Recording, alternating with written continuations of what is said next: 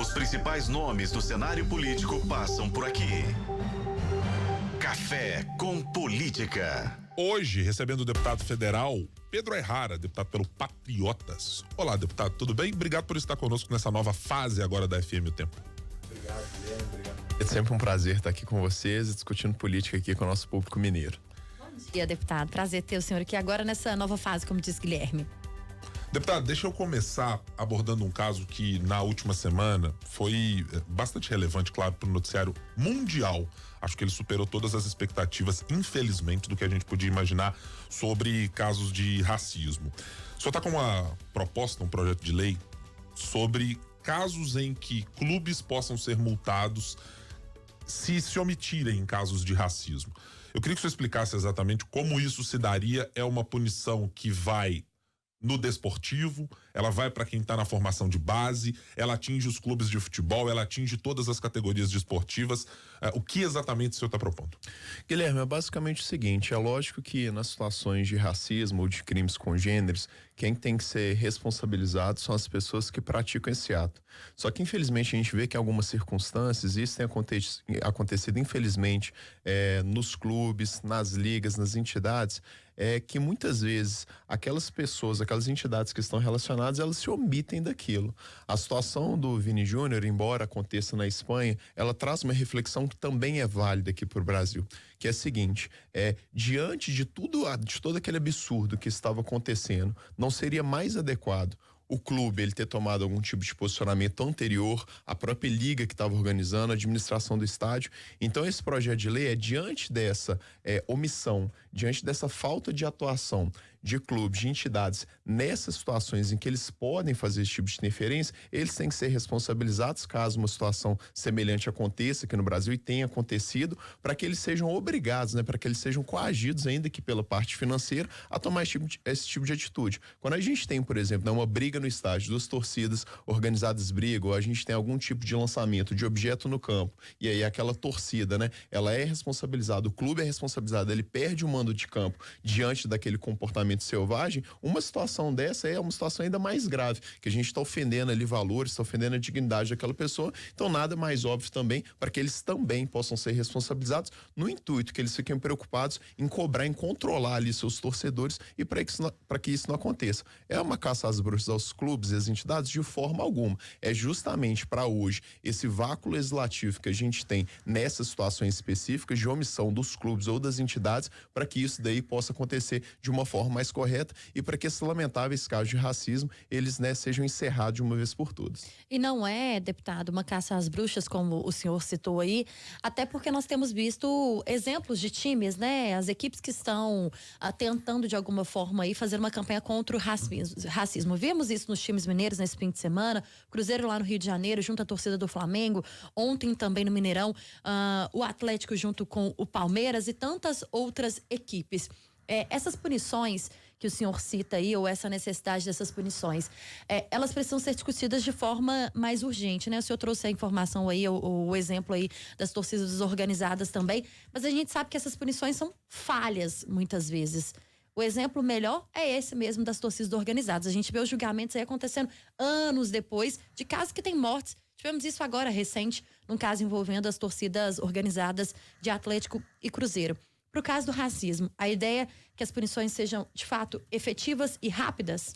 Para além da gente ter a questão da responsabilização penal, essa responsabilização, de certa forma, administrativa dos clubes, para que eles próprios consigam também fazer esse controle. Eu gosto muito de ir ao estádio, e quantas vezes eu já fui ao estádio, os próprios torcedores, entre eles, em jogos mais tumultuados, eles controlando uns aos outros, falando assim: olha, não joga nada ali no campo não, porque senão a torcida toda vai ser punida. Então, quando a gente tem essa preocupação que o coletivo ele também pode sofrer prejuízo por ações que ainda sejam individuais, a gente consegue ter um controle social melhor disso. E isso não vai, obviamente, eximir a responsabilização individual daquelas pessoas que tenham cometido esse tipo de crime, mas é importante também a gente trazer esse caráter coletivo, esse caráter social dessas multas que acabam complementando essa punição que hoje já existe, Isso faz também com que toda essa arrecadação importante nesse projeto de lei, ela é voltada para ações que vão combater, que vão prevenir atitudes como essas, né, em matérias educativas e também de conscientização junto às torcidas. A proposta, deputado, ela está limitada a casos de racismo ou também ela alcança espaços para falar de transfobia, de LGBTfobia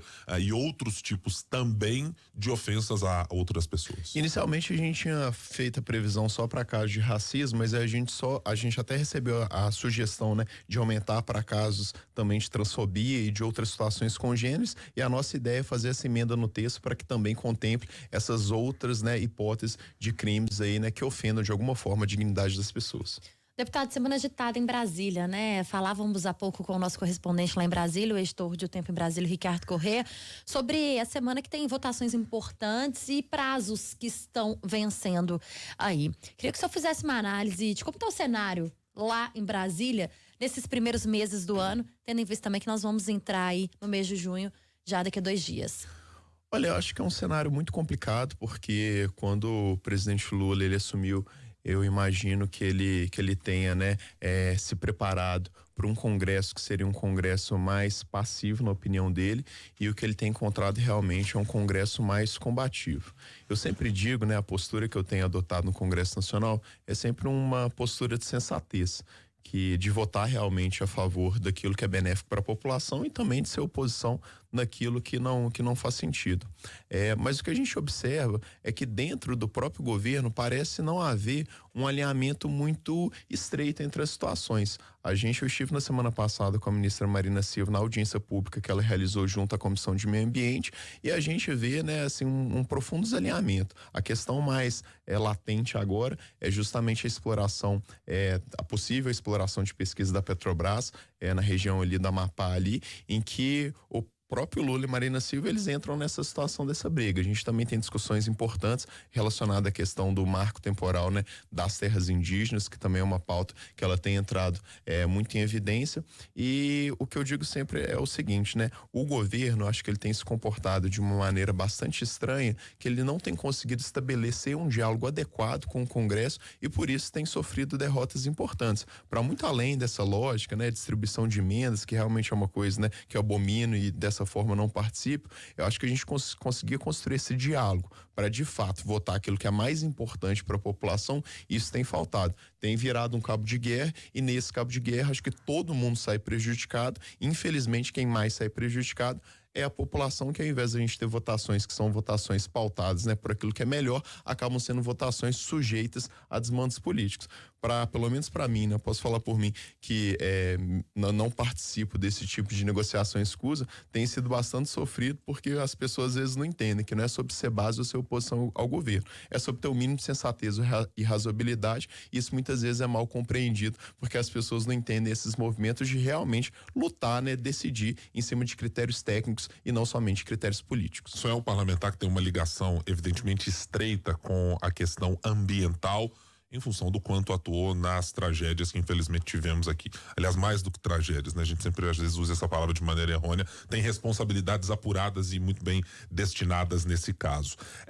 O que está acontecendo especificamente no meio ambiente com a ministra Marina Silva e até com a ministra dos Povos Originários, Sônia Guajajara, o senhor enxerga que impacto, se positivo ou se negativo, ou se não faz diferença, pensando na causa ambiental e pensando na possibilidade de evitar novos desastres, como tivemos em Minas Gerais, ou de melhorar a sinalização brasileira para fora do país, com aquilo que foi prometido na campanha, inclusive pelo governo Lula.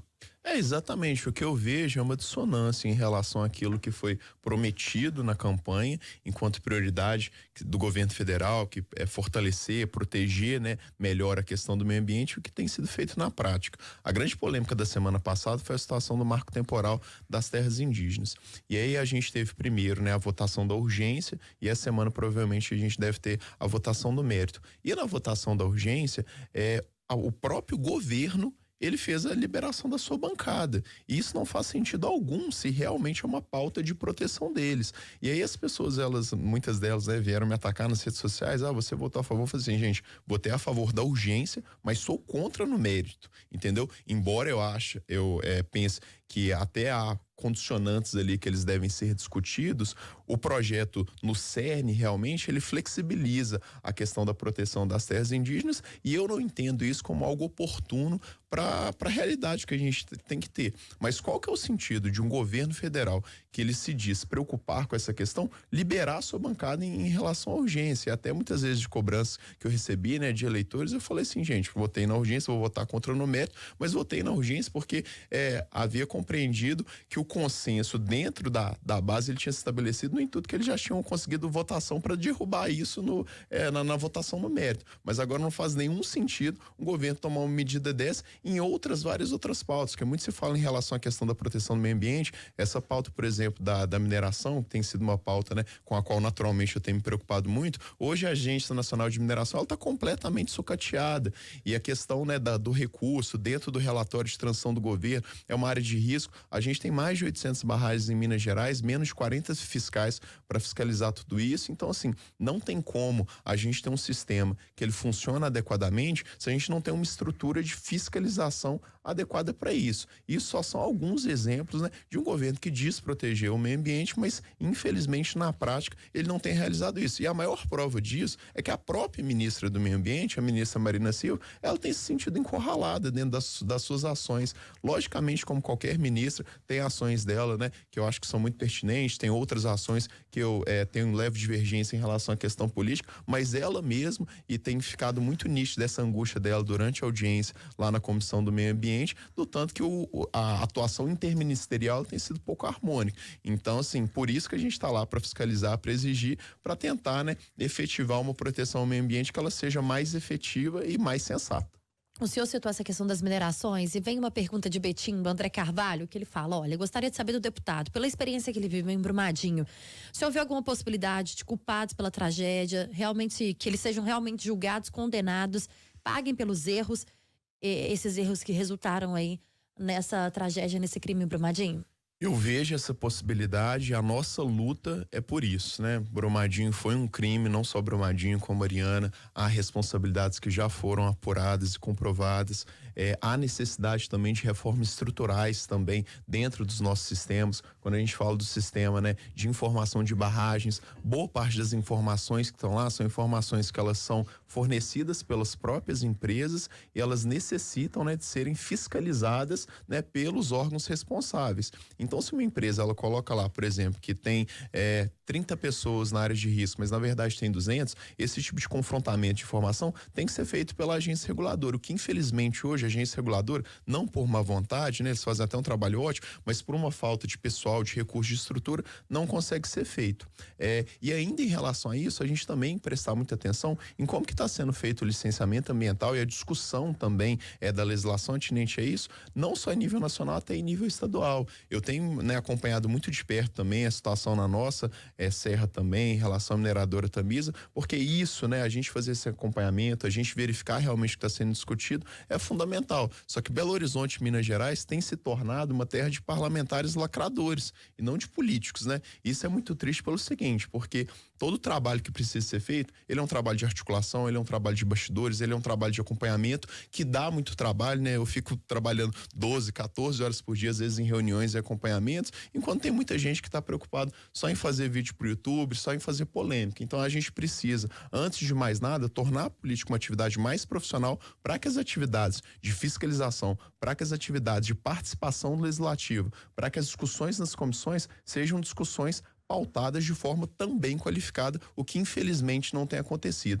Então acho que antes de mais nada, a política ela precisa de mais gente preocupada em trabalhar, em discutir, do que infelizmente o que tem acontecido, que é um tanto de gente aí virando influenciador digital, mas realmente não fazendo a política que Minas Gerais precisa. É um cenário da bancada mineira de maneira geral, ou está isolada a pessoas específicas, deputado? Não, eu digo que está isolada a pessoas específicas, mas infelizmente, né, a nossa população ela acaba prestando muita atenção nisso E existe um trabalho muito sério que está sendo feito, não só por mim, existem outros ótimos parlamentares também que estão preocupados em fazer um trabalho de bastidor que dá muito resultado, mas não dá tanto ibope. Então acho que a nossa luta, né, do bom político é eternamente a gente fazer um trabalho ali que é importante, mas nem sempre é valorizado. Enquanto infelizmente há aqueles que estão preocupados só em aparecer, mas de forma concreta ali, eles não contribuem, eles não entregam nada. Então é importante o nosso eleitor ficar com os dois olhos abertos, porque infelizmente tem gente tentando enganar todos nós. O senhor acha que o eleitor consegue diferenciar, deputado? Eu acho que assim, a população como um todo, acho que a gente tem vários níveis, né, de uma percepção crítica. E tem aqueles, né, que eles conseguem verificar quem realmente está trabalhando, né, quem está nas comissões, quem está discutindo, quem está preocupado em fazer política, mesmo entendendo, gente, que política é um grande desafio, porque necessita de muita conversa, de muitas reuniões, né, da gente saber realmente o que tem que ser um ponto, né, que é flexível, onde que a gente pode ceder. E tem gente ali, né, que fica ali naquela questão sempre jogando para torcida. Boa parte do eleitorado ainda não consegue compreender isso, porque logicamente os políticos que estão lá, quase todos ou todos, né, são muito hábeis. Alguns hábeis em fazer política pública da forma como precisa ser feito. Outros realmente, né, em gerar toda aquela comoção em torno de situações que nem sempre são as questões que deveriam ser prioritárias, que deveriam pautar o debate como um todo. Aqui, por exemplo, quando a gente fala, né, de Belo Horizonte, eu tô com 30 anos e existem lendas urbanas em Belo Horizonte, né? Então a situação da expansão do metrô é uma dessas lendas urbanas, a situação da despoluição da Lagoa da Pampulha, isso a gente cresce escutando isso. E para muito além, né, dessas questões que também precisam ser discutidas de forma ampla, envolvendo a população, a gente precisa de atitudes mais efetivas. E é nesse sentido que eu, pelo menos, eu tenho me preocupado em reunir, né, em articular com outras pessoas, para acima de qualquer questão ideológica, partidária, a gente tentar resolver esses problemas. Infelizmente não é isso que a gente tem visto, né, atualmente. O senhor falou sobre Belo Horizonte, o senhor mencionou as situações relacionadas à Serra do Curral, o senhor falou também sobre metrô. Eu estou enxergando alguma disposição de Pedro Ayrara, por exemplo, de ser um candidato viável à Prefeitura de Belo Horizonte em algum momento? Olha, Guilherme, falando de forma muito sincera, assim, esse não é o meu foco, porque eu fui eleito, né, para um mandato de deputado federal, recebi a confiança de muitos mineiros e eu estou preocupado em fazer representação de Minas lá no nosso parlamento da melhor forma. Mas também não é uma possibilidade que eu excluo, porque obviamente, sendo de Belo Horizonte, amando essa cidade e vendo também uma necessidade, né, de uma representatividade qualificada, é algo que eu não excluo, mas é algo assim que a gente não tira de possibilidade, mas uma ideia que precisa ser amadurecida, né? Eu vejo que às vezes eu fico muito preocupado também com aquela possibilidade política de ficar pulando de galho em galho, porque, sendo muito sincero, meu projeto político, ele não é um projeto político de poder, é um projeto político de tentar qualificar melhor essa discussão que acontece, entregar resultados palpáveis, e nesse sentido a gente tem feito muita coisa. Eu tenho, né, e aí eu falo do trabalho de bastidor que não aparece, né? Tô numa luta para conseguir trazer um centro de pesquisa em desastres aqui para Belo Horizonte, justamente para evitar que esses crimes de Brumadinho e Mariana se repitam. Discussões também sobre a situação dos ciclistas aqui dentro da nossa cidade. Semanalmente a gente tem ciclistas que estão morrendo, sendo atropelados, pedestres, e não acontece nada para que essa situação ela seja modificada. Situações também em relação à expansão de alguns cursos da UFMG aqui na região metropolitana. Só que para isso, né, a gente precisa fazer todo esse trabalho de bastidor. Se a população eventualmente entender que eu sou um bom nome, obviamente eu vou estar à disposição. Mas eu acho que isso é um movimento que tem que surgir naturalmente da população e não por aqui, né? Onde eles entenderem que a minha atuação é mais importante, eu estarei pronto ali para poder continuar servindo da maneira como eu julgo mais importante. Movimento da população, deputado, mas também dos partidos. Já tem convite? Convite até tem, só que, como eu disse, assim, de forma muito transparente, eu acho que tem que ser um movimento muito discutido, muito calculado, porque eu acho que a pessoa ali, que ela foi ali, né, na urna no ano passado e votou, né, para que você estivesse no mandato de deputado federal, ela tem preocupações em relação à questão da discussão de Minas no Legislativo Federal. Então, dependendo, né, da conversa, de como essas pessoas julgarem, isso pode ser importante, mas o ponto principal para mim é aquilo que o eleitor, que a pessoa confiou, o compromisso que eu assumi com ele. E isso, né, se eles entenderem, né, que pode ser feito esse movimento, eu faço. Mas se não entenderem, independente de qual seja o movimento do partido, eu acho que a gente sempre tem que manter fiel a nossa base, mesmo porque há discussões, né, em nível macro que elas têm que ser conduzidas. Quando a gente fala de prefeitura, por exemplo, a gente não consegue discutir outra pauta que é muito importante, que eu tenho me mantido muito empenhado nela, que é, por exemplo, a questão da recomposição salarial da segurança pública, que é uma pauta estadual, né? Logicamente, eu como parlamentar federal não decido sobre isso, mas ajuda a articular, né, junto à bancada, para que a gente tenha uma valorização desses profissionais, né, que de fato eles estão, né, com uma inflação, com uma perda salarial acumulada aí devido à inflação, que é muito representativa. A gente também precisa valorizar não só essa classe, mas como toda a classe do funcionalismo público. Na última semana, o senhor fez, acho que na última semana, se eu não estiver enganado, o senhor fez ali um post nas suas redes sociais, falando classificou como injusta e imoral a decisão relacionada à perda de mandato do ex-procurador da Lava Jato, Deltan Dallagnol. Eu queria que o senhor expusesse exatamente qual é a discordância que o senhor tem com a aprovação em unanimidade pela decisão do Tribunal Superior Eleitoral. Claro. A questão da cassação do Deltan, gente, e é muito importante a gente colocar isso. Eu sou bacharel, sou mestre em Direito e eu posso ter uma relação que é boa ou ruim com o Deltan, posso gostar ou não gostar do Deltan, eu posso ter críticas ou não ter críticas à atuação dele na Lava Jato. Mas a questão da cassação do Deltan, ela é, antes de qualquer coisa, uma questão jurídica. E se é uma questão jurídica, ela tem que ser resolvida juridicamente. A lei, a questão sobre a inelegibilidade do Deltan, né, a lei da ficha limpa, ela é muito clara. Ela prevê, né, a questão do impedimento daquele membro do Ministério Público que ele solicita, né, a aposentadoria dele, o afastamento dele, melhor dizendo, para poder concorrer às eleições no curso de processo administrativo demissionário. Os PADs. Os PADs. Para quem é do funcionalismo público, isso é muito comum, que é um termo muito natural para a gente. E quando a gente está falando de uma lei que ela é restritiva de direito, gente, isso não fui eu que falei, é como o nosso ordenamento jurídico funciona, a interpretação, ela tem que ser restritiva. Quando a gente tem a decisão, né, do TSE, a gente tem uma argumentação de que algumas sindicâncias, né, e reclamações que eles respondiam, que são naturezas jurídicas completamente diferentes de um PAD. Por quê? Porque um PAD, ele é uma decisão colegiada, é garantido contraditória e ampla defesa. Quando você está falando de uma reclamação ou de uma sindicância, você está falando de uma decisão que ela é monocrática, que não são garantidos, né, essa questão do contraditório e ampla defesa, eles poderiam vir a se tornar questões de PAD. Mas poderiam, gente, a gente não pode ter a condenação de ninguém com base numa hipótese, mesmo porque a lei não prevê isso. Porque se fosse intenção do legislador esse tipo de pena, eles colocavam lá. Então, os membros que eles solicitarem no afastamento, respondendo a PAD ou naturezas congêneres que venham se transformar em PAD. E aí o pessoal fala assim, mas você está falando isso porque você tem interesse político? Não, gente. É só porque a regra que hoje ela afeta o Deltan, que pode ser um político que você não gosta, amanhã pode ser com um político que você ajudou lá. É uma questão de pautar a democracia. E tanto é verdade que o posicionamento do Ministério Público e também do Tribunal Regional Eleitoral foi no sentido da manutenção da cassação.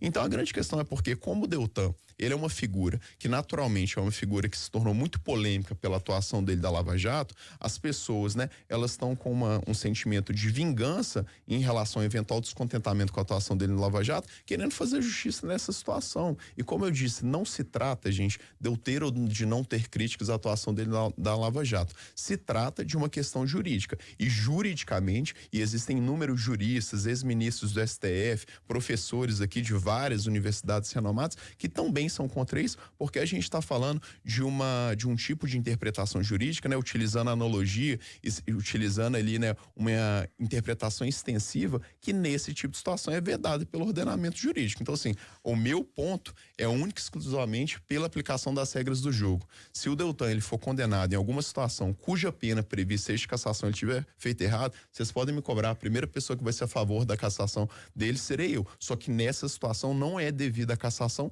e dentro da minha coerência, da minha sensatez, da minha formação técnica, independente de quem seja do PT, do PL, de qual lugar for, eu sempre vou ser a favor de que as regras do jogo elas sejam cumpridas da forma mais ética possível. Nós estamos conversando com o deputado federal Pedro Aihara. No Café com Política. Hora do bate-pronto. Você já participou aqui em Café outras com oportunidades, deputado. Vamos ao nosso bate-pronto, então. A CPMI do 8 de janeiro, o que esperar dela?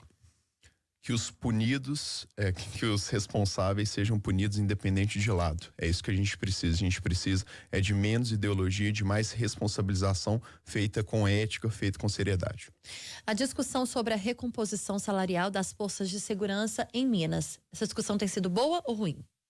Ela tem sido uma discussão problemática porque a recomposição ela é urgente, ela é merecida, só que a alegação do governo também, de certa forma, é legítima em relação à questão da lei de responsabilidade fiscal. Só que eu acredito numa saída possível para que todos sejam atendidos. De maneira geral, portanto, o governo Zema nesses 6 primeiros meses. Eu acho que tem sido um governo positivo. O governo Zema, ele é um governo que ele tem se mostrado comprometido em melhorar a situação fiscal e, consequentemente, a situação da população de Minas Gerais. Então, assim, é um governo que tem minha confiança e até, que se diga o contrário, ele tem se mostrado bastante aberto ao diálogo e é isso que é fundamental, sobretudo nessa situação da recomposição da segurança pública. Tem meu apoio. Pedro Aihara, candidato à Prefeitura de Belo Horizonte 2024? É uma possibilidade não excluída, mas não é meu foco nesse momento. Nós conversamos com o deputado federal pelo Patriota, Pedro Aihara. Mais uma vez a gente agradece, deputado, pela presença aqui, por estar conosco nessa nova fase da FM, o Tempo do Tempo News, primeira edição, sempre com um espaço aberto para boa discussão política e para os assuntos que a gente quer trazer aqui para o nosso ouvinte. Obrigado. Eu agradeço, estou sempre à disposição e parabéns pelo jornalismo de qualidade, trazendo uma informação de forma imparcial, como você sempre faz. Meus parabéns e meu reconhecimento também por isso. Obrigada, deputado. Um prazer sempre receber o senhor aqui agora nessa nova fase e espero que o senhor venha mais vezes com mais frequência, viu? A gente sabe que a vida lá em Brasília é um pouco tanto quanto complicada, mas a gente está fazendo esse convite também aqui de forma oficial no ar, né, Guilherme? Para que o senhor e os seus colegas também visitem a nossa redação lá no Tempo em Brasília. Com certeza, estou à disposição. Eu acho que a gente tem que fazer mais debates também, colocar todo mundo da bancada aqui para a gente realmente poder mostrar para a população o que está acontecendo. Parabéns e estou à disposição também para atender o Tempo lá em Brasília.